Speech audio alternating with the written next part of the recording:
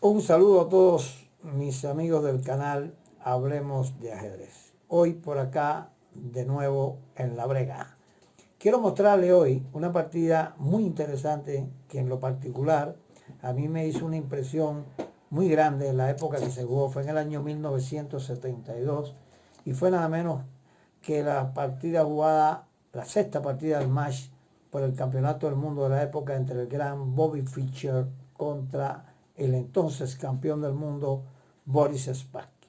Fue la sexta partida del match. En ese momento todavía no se perfilaba un ganador, el match estaba muy parejo. Fischer en esta partida, que a mí verdaderamente me impresionó muchísimo, creó la verdad que un impacto muy agradable y muy fuerte, no solo a mí, sino yo recuerdo en todos los jugadores de la época. Fischer aprieta al gran Spassky como una serpiente pitón, lo va estrangulando poco a poco hasta dejarlo sin movimiento alguno. Una partida verdaderamente impresionante que los invito a volver a recordarla, aquellos que la vivieron, aquellos que la conocen, y a los más jóvenes que quizás algunos no se recuerden de ella o no la conozcan, para que la disfruten y vean la manera en que el gran Bobby Fischer jugaba casi matemáticamente al ajedrez. La partida comenzó con un C4, una jugada que en el momento, en aquella época, verdaderamente fue una sorpresa, porque Fischer jugaba invariablemente en casi todas, el 99% de sus partidas, E4. Spassky contestó con E6, caballo F3, D4, D5, perdón, D4, caballo F6, caballo C3. Y estamos en una defensa ortodoxa del gambito de la dama. Alfil E7, alfil G5, enroque, E3, H6, alfil H4, B6. Esta es la variante Tartakower de la defensa ortodoxa en el gambito de dama. Por la época era el arma favorita de Spassky para enfrentar el gambito de la dama, ¿verdad? Spassky hasta ese momento, si mal no recuerdo y no me falla la memoria, no había perdido nunca una partida con negras en esta variante. Por tanto, tenía una confianza absoluta en la posición. Veamos qué pasó. El Fischer opta por la variante C por D5, los cambios acá, alfil por, dama por, y ahora caballo por D5. Con esta jugada ya Fischer pretende jugar contra los peones colgantes de las negras. ¿Qué son los peones colgantes? Los peones colgantes, tanto del negro como del blanco, conceptualmente hablando, en lo que es la estructura de peones, son los peones que se colocan de las negras en D5 y C5, pero sin el peón de B6, o sea, después del cambio, ¿verdad? Y son dos peones que tienen sus pros y sus contras. Eso podría ser motivo de otro video y para explicar el concepto y cómo jugar con los peones colgantes y cómo jugar contra ellos. Aquí, por ejemplo, Fischer nos da una cátedra de cómo enfrentar los peones colgantes. Por D5, torre C1, alfil E6. Y aquí pudiera surgir la primera pregunta: ¿por qué el alfil va a E6 y no a B7? Bueno, primero, entre otras, siempre el alfil está un poco limitado en su acción por los peones en el color. En B7 estaría limitado, por supuesto, por el peón de D5. Sin embargo, podría considerarse una jugada natural. ¿Cuál es la diferencia? Bueno, tarde o temprano el negro va a tener que jugar C5, ¿verdad? Y se va a abrir la columna B. En este caso, el alfil en B7 de las negras lo que haría sería obstruir el accionar de las piezas mayores del negro. Por eso, verdaderamente, en E6 está mejor situado que en B7. Esa es la gran diferencia entre jugar alfil B7 y alfil E6. La columna B se va a abrir y el alfil en B7 no va a representar sino un estorbo para que las piezas mayores del negro, las torres por ejemplo, actúen a través de la columna B. Fischer jugó dama 4, C5, y ya se está perfilando lo que estábamos hablando, la posición de los peones colgantes. Dama 3, esta es una jugada importante y buena. Fischer les mete presión al peón de C5. Torre C8 y ahora alfil B5. Esto fue una jugada que verdaderamente sorprendió, parece, al gran Boris Spassky en el momento. Muchos pensaron en la época que era una novedad teórica, que era una jugada que no se había realizado.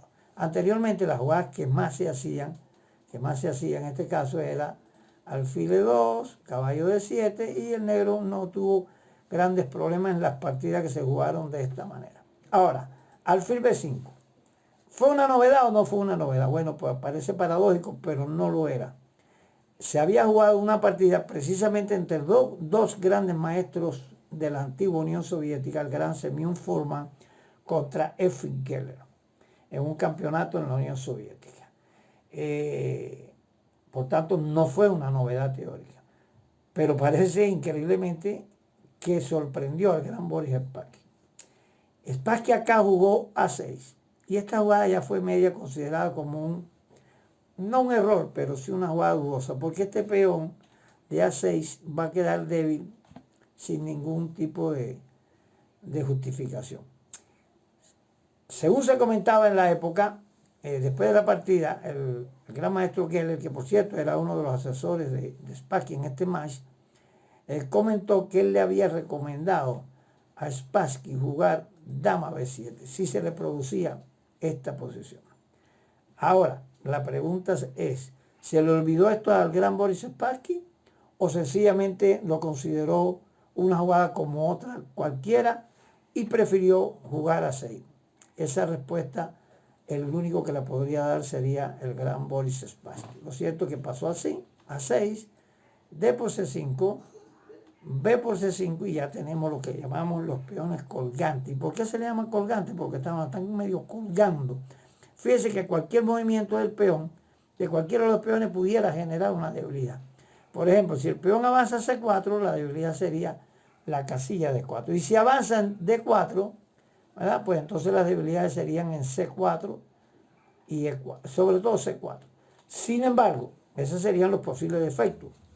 En muchas posiciones, la ruptura, el movimiento de algunos de estos peones, en posiciones muy específicas, le generan al negro muchísimas posibilidades de contrajuego, de juego activo e incluso de tomar ventaja. Por tanto, los peones colgantes son una debilidad y una fortaleza. O sea, tiene sus pros y sus contras. El blanco Fischer aprovecha y se enroca, y ahora Spassky hace una jugada bastante lógica, torre a 7. ¿Cuál es el sentido? Bueno, sencillamente este alfil ya no lo quiero hacer nada aquí, o sea, no quiero que esté ahí, se tendrá que ir. Pero aquí se pone de manifiesto el problema de la posición negra. ¿Cuál es el sentido? Y vamos a traer otra vez de la jugada alfil B5 del blanco. ¿Qué es lo que esconde estratégicamente esta jugada? El blanco quiere cambiar su alfil por el caballo del negro cuando salga y quedarse con un caballo fuerte contra un alfil considerado malo, porque el peón de D5 está en su propio color, además de meterle presión al peón de C5, que después del cambio quedaría un poco débil en esa posición. Ese es el sentido de la jugada alfil B5, y por eso es que Spassky nos hace caballo de 7. Cuando torre a 7, Fischer juega alfil E2. Esto es una excelente jugada, porque es una jugada preventiva. Fischer no quiere dar ningún tipo de contrajuego al negro en el flanco del rey, y por tanto el alfil viene a custodiar acá un posible contrajuego, contraataque del negro en el flanco del rey. Caballo de 7, y ahora empieza el gran juego de Boris Fischer. Caballo de 4, una jugada excelente, muy buena jugada. ¿Cuál es el sentido? Bueno, meterle presión a este peón que está débil. Fíjense que aquí hay un rayo X entre la dama de A3 y la dama 7, y la amenaza del blanco, o la amenaza posicional, podría ser caballo B3, metiendo más presión sobre el peón de C7, y observe que la jugada A6 del negro, pues el peón quedó desvalido, o sea, quedó en una posición que puede ser atacado fácilmente. Por tanto, la torre no puede abandonar la custodia de él. Ahí está el detalle. Ahora ya aquí Spassky hace una jugada que en su momento se consideró errónea. Dama F8. Sin embargo, está en una posición muy difícil de jugar verdaderamente, ¿no? Otra alternativa podría haber sido caballo F6, caballo B3, que es la idea, y aquí Spassky, aquí Fischer logra lo que estamos hablando de lo que queremos cuando se está jugando contra los peones colgantes, que el negro avance el peón para que me deje la casilla de 4 fuerte para mí. Aquí se produciría, por ejemplo, dama por E7, torre por E7 y caballo de 4. Evidentemente, esto es un final donde el blanco tiene ventaja posicional. Fíjense que esto es un alfil muy malo, el de E6, porque tiene los peones más adelantados y bloqueados en su color. El caballo del blanco en D4 es una casilla fuerte, genera presión sobre el campo negro. Sin embargo, quizás hubiera sido un mal menor a lo que pasó en la partida. Dama F8 y Fischer toma en E6, peón por, y ahora viene la jugada complementaria del cambio en E6, E4. Es una jugada fortísima. El blanco golpea el corazón de la posición negra. Y ahora la posición se convierte en peligrosísima para las piezas negras. Aquí pudiera estar ya rondando el fantasma de una rápida derrota para el gran Boris Spassky, porque la posición se torna como muy débil, muy complicada para jugarla. Spassky aquí, sintiéndose en peligro, Spassky fue un jugador excepcional también, un monstruo, ¿verdad? Opta por la línea quizás un poco más aguda dentro de la posición y juega D4. Pero fíjense cómo Fischer ya logró lo que habíamos hablado, que uno de los peones colgante avanzara para dejar debilidades. ¿Qué casilla deja débil este avance de 4? C4. Tanto para el alfil, ¿verdad? Como posiblemente también para la dama pudiera hacerlo, como para la torre ocupar la casilla. Lo cierto es que esta es una posición ideal cuando se juega contra los peones colgantes. Otra alternativa podría ser, por ejemplo, D por E4, pero torre C4 y verdaderamente la estructura de peones negros da lástima, da como mucho que pensar, mucha preocupación. Por eso Spassky opta por esta jugada, D4. Fischer juega contra D4, F4. Una jugada también importante. Gana espacio, pero sobre todo controla la casilla E5. Dama E7, E5. Esto es una jugada también conceptualmente, posicionalmente hablando, muy buena, muy fuerte. ¿Cuál es el objetivo? Fijar la debilidad del peón de E6. Además que, como pasó en la partida, no se puede descartar una ruptura en F5, abriendo la columna y entrando en la posición negra. Pero sobre todo, y para los jóvenes jugadores, E5 es una jugada posicionalmente excelente porque fija la debilidad del peón de E6. Torre B8. Spassky estaba preocupado porque verdaderamente la amenaza del blanco era B4, rompiendo toda esa posición del negro, ¿verdad? El peón clavado y la posición, algo que se perdía de material ahí. Torre B8, una jugada que controla esto. Otra jugada posible podría haber sido caballo B6, pero empieza lo que estamos hablando, el toque al peón fijado acá y F5. Y la posición negra se cae.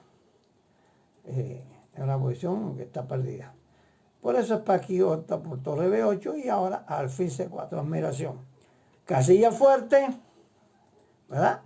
Casilla fuerte en C4. Toca la debilidad del peón que está fijado y amenaza en un momento determinado F5 por la clavada del peón. Rey H8, una jugada para evitar precisamente lo que estamos hablando. Y Fischer sigue golpeando las debilidades del negro. Dama H3. Toca en E6. Caballo F8. Y ahora otra jugada buena, B3. Quitándole el contrajuego negro en la columna B. A5, tratando Spassky de abrir la posición para que sus piezas puedan penetrar la posición blanca y por lo menos crear algún problema.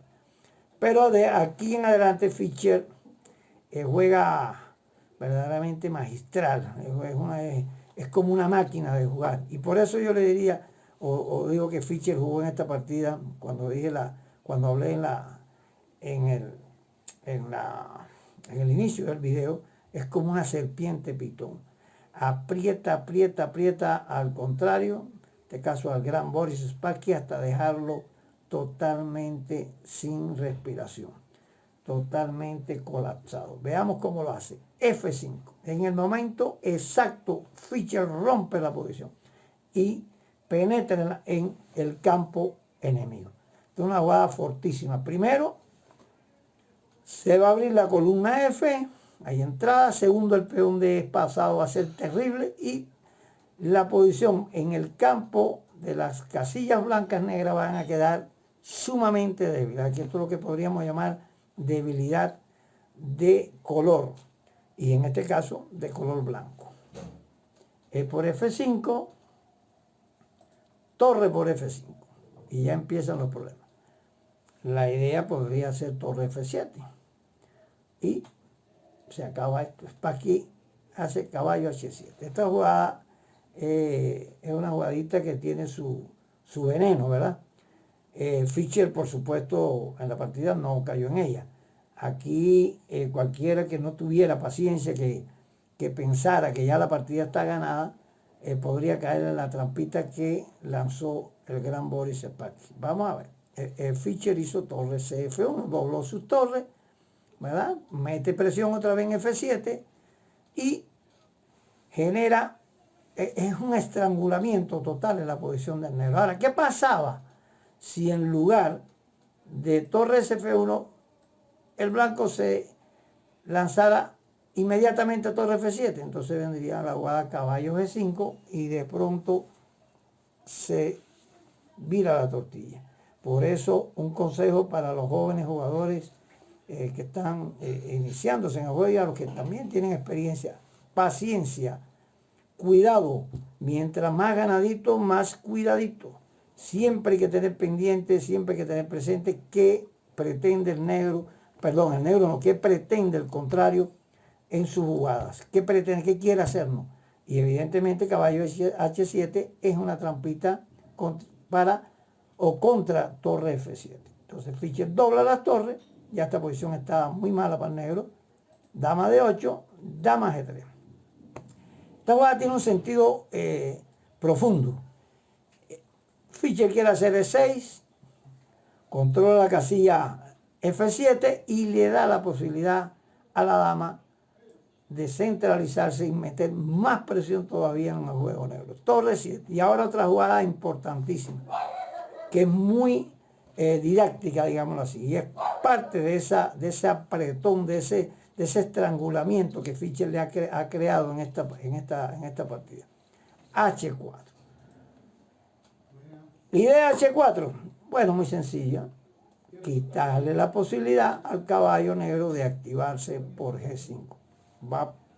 Fíjese cómo metódicamente, poco a poco, como una serpiente pitón, Fischer va apretando, apretando y limitando todas las jugadas, todas las acciones que el negro pudiera tener. Torre de B a B7 y ahora E6. Y lo que estábamos hablando ahora, el peón pasado, fortísimo, estoy amenazando en cualquier momento torre F7 y la dama viene al centro del tablero y a D5 va a generar una presión terrible.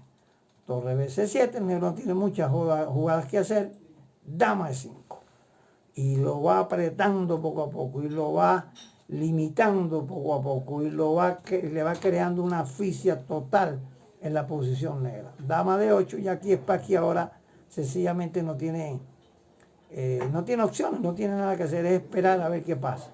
Y Fischer con toda la calma del mundo va preparando su irrupción decisiva. Torre 1 F2, dama E8, ahora torre 2 F3, Spassky se limita a ver qué pasa y ahora viene el plan para rematar la posición. Fíjese que lo que le hablé, debilidad de casilla, debilidad en las casillas blancas, terrible, una posición totalmente restringida, colapsada del negro, totalmente asfixiada y entonces Fischer va a atacar por la diagonal B1H7 para presentar o crear amenazas de mate y la partida se finaliza. Dama E8, dama E4, admiración. Caballo F6, única porque le están haciendo torre F7 y se acabó la partida y ahora lo remata de una manera brillante, pero en realidad sencilla. Torre por F6, acabando con los reductos de la defensa negra. Peón por, torre por, y ya aquí en realidad no hay rey G8 y vuelve el alfil. Y fíjese cómo todo se ha decidido por las casillas blancas ya aquí al final, ¿verdad? Ahora la amenaza evidentemente es torre F7, rey H8 y le hicieron dama F4 y aquí Spassky optó por abandonar porque sencillamente no hay manera de evitar el mate o enormes pérdidas de material en la partida. Les recomiendo a los jugadores jóvenes que si por casualidad no conocen la partida, que la estudien, que la miren con detenimiento, porque es una partida verdaderamente, además de magistral, muy didáctica, muy instructiva. Fischer va generando presión poco a poco, va aplastando al contrario, quitándole todas las posibilidades de contrajuego, lo va limitando en su acción para al final rematar de una manera exacta, brillante, como nos tenía siempre acostumbrado el gran Bobby Fischer, uno de los mejores jugadores, para muchos el mejor jugador de la historia del ajedrez. Controvertido el tema, pero ahí estaba y ahí está el gran Bobby Fischer. Si les gustó el video, los invito a que les den a la campanita, activen la campanita, le den like y se suscriban. Les reitero que les ofrezco mis conocimientos, clases online por acá, por Lichess, a través de WhatsApp y de Skype. También pueden contactarme. Un abrazo a todos y feliz noche.